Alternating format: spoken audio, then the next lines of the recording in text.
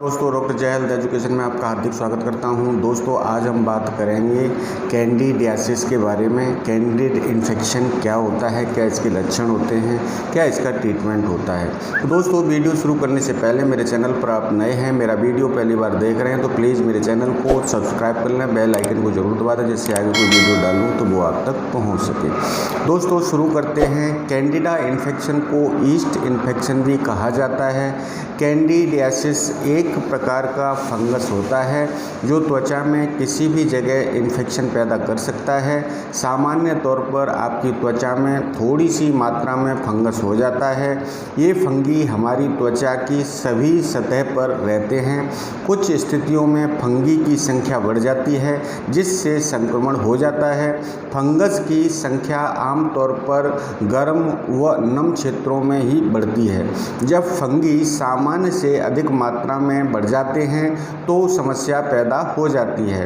Candida संक्रमण आपके खून से शरीर के अन्य हिस्सों में भी फैल सकता है। इन्फेक्शन को ठीक करने के लिए और उसके लिए सही इलाज का पता लगाने के लिए स्थिति का अच्छे से परीक्षण करवाना बहुत ज़रूरी होता है। जीवन शैली के कुछ बदलाव व अन्य कुछ उपाय हैं जिनकी मदद से कैंडिडा संक्रमण होने से रोकथाम की जा सकती है। यदि आपका वजन अधिक है तो वजन कम करना संक्रमण होने से बचाव रखने के उपाय हो सकते हैं। जो लोग डायबिटीज़ से ग्रस्त हैं उनको अपने ब्लड शुगर के स्तर को सामान्य स्तर पर बनाए रखना चाहिए। यदि कैंडिडा इन्फेक्शन त्वचा, मुंह या योनि में हो गया है तो उसका इलाज करने के लिए कुछ प्रकार की एंटी फंगल क्रीम लिखी जा सकती हैं। यदि कैंडिडियासिस इन्फेक्शन का इलाज न किया जाए तो इससे प्रणालीगत संक्रमण, सिस्टेमिक इन्फेक्शन शुरू हो जाते हैं जिससे इन्फेक्शन शरीर के अन्य अंग भी प्रभावित हो जाते हैं। अब हम जानते हैं कैंडिडियासिस, कैंडिडा संक्रमण क्या है। What is candidal infection. Candida infection क्या है। कैंडिडा दुनिया भर में फंगल इन्फेक्शन का एकमात्र सबसे महत्वपूर्ण कारण है। कैंडिडा इन्फेक्शन शरीर के किसी भी हिस्से में हो सकता है। कैंडिडा इन्फेक्शन कितने प्रकार का होता है। ईस्ट इन्फेक्शन के मुख्य रूप से ये प्रकार हो सकते हैं। नंबर 1, ओरल थ्रस, एथलीट फुट, योनि में ईस्ट इन्फेक्शन, नाखूनों में कवक, नाखून पर होने वाला fungus infection, diaper rash. Candida infection के लक्षण क्या होते हैं। कैंडिडा इन्फेक्शन के लक्षण अलग अलग हो सकते हैं जो मुख्य रूप से त्वचा की जगह पर निर्भर करते हैं। त्वचा पर होने वाले कैंडिडा इन्फेक्शन। त्वचा में कैंडिडा इन्फेक्शन होने पर लगातार तेज खुजली होती है जो इसके मुख्य लक्षणों में से एक है। इसके कुछ अन्य लक्षण भी हो सकते हैं जैसे त्वचा पर लाल चकत्ते होना जिनका आकार लगातार बढ़ता रहता है, त्वचा की सिलवटें जैसे जनानांग, नितंबों, स्तनों के नीचे व त्वचा के अन्य भागों में चकत्ते होना, रोमकूपों में इन्फेक्शन हो जाना जो पिंपल की तरह दिखाई देने लग जाते हैं। ओरल कैंडिडा इन्फेक्शन, इस स्थिति को थ्रस भी कहा जाता है। इसमें जीभ, तालू और मुंह के अन्य हिस्सों में नीचे लाल व ऊपर से सफ़ेद रंग के चिपचिपे धब्बे बनने लग जाते हैं। नेक्स्ट, ये धब्बे कई बार दूध या दही से बने दाग के जैसे दिखाई देते हैं लेकिन इनको इतनी आसानी से साफ नहीं किया जा सकता जितनी आसानी से दूध या दही से बने धब्बे साफ हो जाते हैं। नेक्स्ट है थ्रस। एक दर्दनाक स्थिति भी बन सकती है जिसके कारण भोजन खाने में कठिनाई हो सकती है। थ्रस से पीड़ित व्यक्ति का विशेष रूप से ध्यान रखा जाना चाहिए और उसके शरीर में पानी की कमी नहीं होने देनी चाहिए। इस इन्फेक्शन से जीभ पूरी तरह से लाल भी बन सकती है जिसमें एक भी सफ़ेद धब्बा दिखाई नहीं देता है। अब हम बात करेंगे योनि में कैंडिडा इन्फेक्शन। योनि में कैंडिडा इन्फेक्शन होने से ये लक्षण विकसित हो सकते हैं। योनि में तेज खुजली हो सकती है। योनि व वल्वा, योनि का बाहरी हिस्से में सूजन व लालिमा हो जाती है। पेशाब में दर्द और जलन महसूस हो सकती है। योनि संबंध बनाते समय तकलीफ हो सकती है। योनि से सफ़ेद रंग का गाढ़ा चीज़ के जैसा पदार्थ निकल सकता है। अब हम बात करेंगे यदि आपके अंदर ये लक्षण नज़र आते हैं तो डॉक्टर को आपको कब दिखाना चाहिए। कैंडिडा इन्फेक्शन के ज़्यादातर मामलों का इलाज करने के लिए अस्पताल में भर्ती होने की आवश्यकता नहीं पड़ती है। जिन लोगों की रोग प्रतिरोधक क्षमता कमज़ोर हो गई है उनको गंभीर रूप से कैंडिडियासिस इन्फेक्शन हो सकता है। ऐसी स्थिति में मरीज को अस्पताल में भर्ती करने की आवश्यकता पड़ सकती है। यदि ईस्ट इन्फेक्शन इन कारणों से जुड़ा है तो आपको जल्द से जल्द डॉक्टर को दिखाना चाहिए। नंबर 1, गर्भावस्था है, लंबे समय से एंटीबायोटिक या स्टेरॉयड दवाएं ले रहे हैं, डायबिटीज़ आदि। कैंडिडियासिस, कैंडिडा संक्रमण के कारण व जोखिम क्या हो सकते हैं। Candida infection cause and risk factor. Candida infection क्यों होता है। कुछ प्रकार के फंगल इन्फेक्शन फंगी के कारण होते हैं जो आमतौर पर बाल, नाखून और त्वचा की ऊपरी सतह पर जीवित रहते हैं। आमतौर पर आपकी त्वचा शरीर में संक्रमण होने से बचाव करने का काम करती है। हालांकि यदि त्वचा में कोई खरोंच या चोट आदि लगने के कारण त्वचा की ऊपरी सतह फट गई है तो फंगल त्वचा के अंदर चले जाते हैं और इन्फेक्शन पैदा कर देते हैं। जब स्थिति व तापमान कैंडिडियासिस के अनुकूल होता है तो वह रोगजनक बन जाता है या रोग पैदा करने में सक्षम हो जाता है। गर्म व नम तापमान, ठीक से सफाई न होना या अधिक तंग कपड़े पहनना आदि स्थितियां ये समस्या पैदा कर सकती हैं। कैंडिडा इन्फेक्शन शरीर के किसी भी क्षेत्र में विकसित हो सकता है लेकिन आमतौर पर यह त्वचा के उन क्षेत्रों में विकसित होता है जहां पर एक हिस्से की त्वचा दूसरे हिस्से की त्वचा को छूती या उससे रगड़ खाती है। इन क्षेत्रों में कांख व जांघ जैसे क्षेत्र व अन्य क्षेत्र जहां पर त्वचा में सिलवटें पड़ती हैं जैसे हाथ व पैरों के बीच की त्वचा, फंगस आमतौर पर नम, गर्म व अधिक पसीने वाली जगह में तेजी से बढ़ने लगता है। अब हम बात करेंगे कैंडिडा इन्फेक्शन होने का खतरा कब बढ़ता है। सामान्य स्थितियों में आपको आंत में पाए जाने वाले अच्छे बैक्टीरिया कैंडिडा के स्तर को सामान्य स्तर पर रखते हैं। हालांकि कुछ कारक हैं जिनमें कैंडिडियासिस सामान्य सीमा से अधिक संख्या में विकसित हो जाते हैं। Number 1, antibiotic. इस दवा से कई बार आंतों में पाए जाने वाले अच्छे बैक्टीरिया भी मर जाते हैं। नंबर 2, अत्यधिक मात्रा में रिफाइंड कार्बोहाइड्रेट्स लेना, खासकर चीनी। नंबर 3, अत्यधिक मात्रा में शराब पीना। नंबर 4, अधिक मात्रा में खमीर वाले खाद्य फर्मेंटेड पदार्थ का खाना। अत्यधिक तनाव महसूस होना।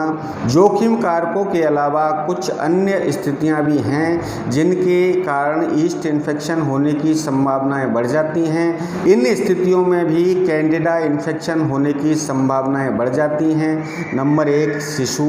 नंबर 2, सूजन व लालिमा जैसे विकारों से ग्रस्त लोग, वे लोग जिनकी रोग प्रतिरोधक क्षमता कमज़ोर हो गई हो।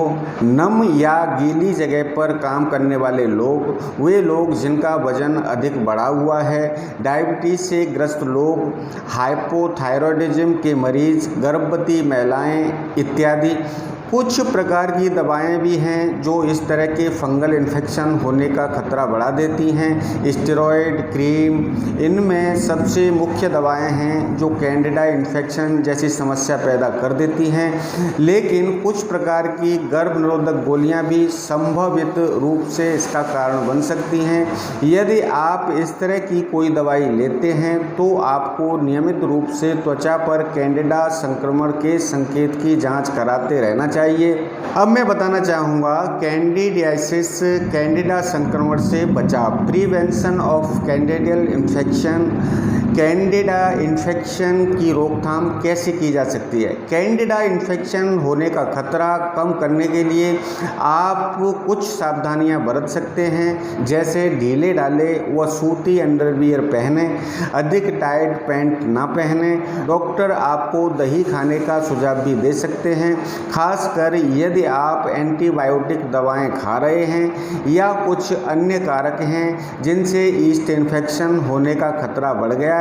चीनी व चीनी वाले खाद्य पदार्थ को कम मात्रा में खाएं, शराब न पिएं, गर्भ निरोधक गोलियों में बदलाव करें। यदि आपको बार बार इन्फेक्शन हो रहा है तो डॉक्टर से अपनी गर्भ निरोधक गोलियों में बदलाव करने के लिए बात करें। उनकी स्वच्छता को बनाए रखें, नियमित रूप से ब्रश व फ्लास धागे से दांत साफ करते रहें। जब तक आपका इन्फेक्शन ठीक नहीं हो जाता तो नियमित रूप से अपने टूथब्रश को बदलते रहें। अपने टूथब्रश को किसी के साथ न शेयर करें। अपने डेंचर नकली दांत को अच्छे से साफ रखें। अपने डेंचर को अच्छे से साफ करने के लिए और बार बार संक्रमण होने से बचाव करने के लिए डॉक्टर की मदद लें। यदि आपको जुखाम या फ्लू हो गया है तो एंटीबायोटिक दवाएं ना लें, क्योंकि जुखाम व फ्लू वायरस के कारण होते हैं, इसलिए एंटीबायोटिक लेने से ठीक नहीं हो पाती है, बल्कि कैंडिडियासिस इन्फेक्शन होने का खतरा बढ़ जाता है। तो अब हम बात करेंगे कैंडिडा इन्फेक्शन की जांच कैसे की जाती है, कैंडिडा इन्फेक्शन की डायग्नोसिस कैसे की जाती है।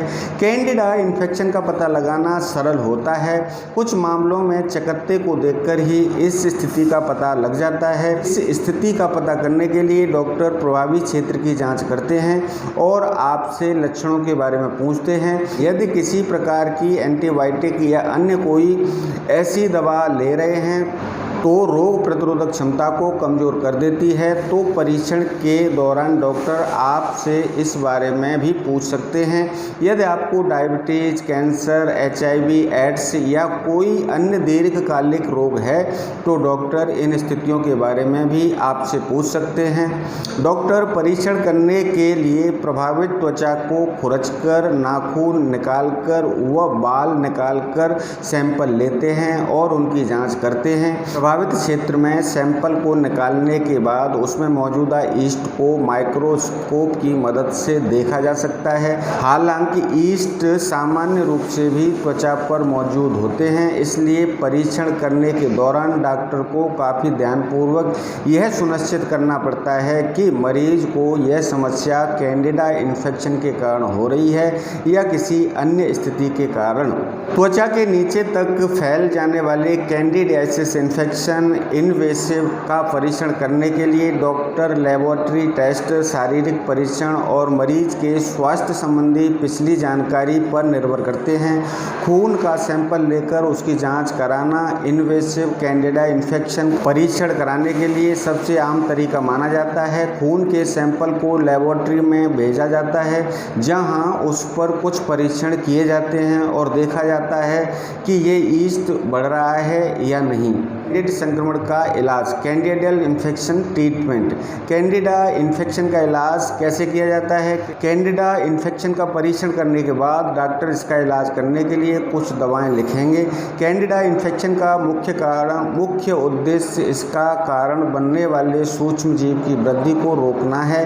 ईस्ट इन्फेक्शन के ज़्यादातर मामलों का इलाज एंटीफंगल दवाओं से किया जाता है। हालांकि कुछ प्राकृतिक घरेलू उपचार भी हैं जिनकी मदद से ईस्ट इन्फेक्शन को ठीक किया जा सकता है। नंबर 1, ओरल थ्रश का इलाज आमतौर पर एंटीफंगल दवाओं से किया जाता है। इनमें निस्टाटिन और क्लोट्रीमाजोल आदि शामिल हो सकती हैं। भोजन नली में होने वाले थ्रश का इलाज इट्राकोनाजोल या फ्लूकोनाजोल दवाओं से किया जाता है।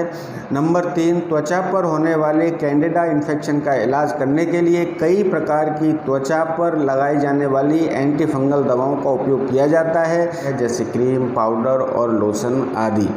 योनि में होने वाले ईस्ट इन्फेक्शन का इलाज भी लगाने वाली एंटी फंगल दवाओं से किया जा सकता है। इन दवाओं में क्रीम, मल्लम, सपोजिटरी, योनि के लिए इस्तेमाल की जाने वाली ठोस दवाएं जो अंदर जाकर पिघल जाती हैं आदि का उपयोग किया जाता है, जिनको सीधे योनि के प्रभावित क्षेत्र पर लगाया जाता है। इसके अलावा ये मेडिसिन भी इस्तेमाल की जा सकती हैं।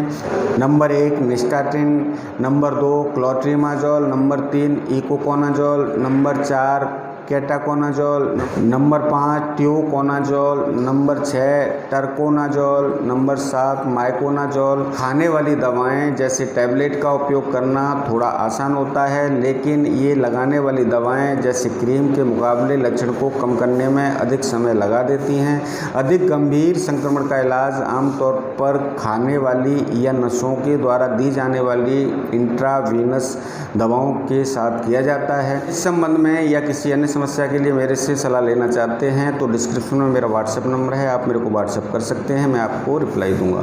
आज का मेरा ये वीडियो आपको कैसा लगा? अच्छा लगा तो लाइक करिए, फैमिली फ्रेंड्स को शेयर करिए और दोस्तों मेरे चैनल को सब्सक्राइब करिए। अगर फेसबुक पर देख रहे हैं तो फेसबुक पेज को लाइक करिए और वीडियो को शेयर करिए। अब लेता हूँ विदा, मिलता है किसी ऐसी वीडियो में, तब तक के लिए नमस्कार।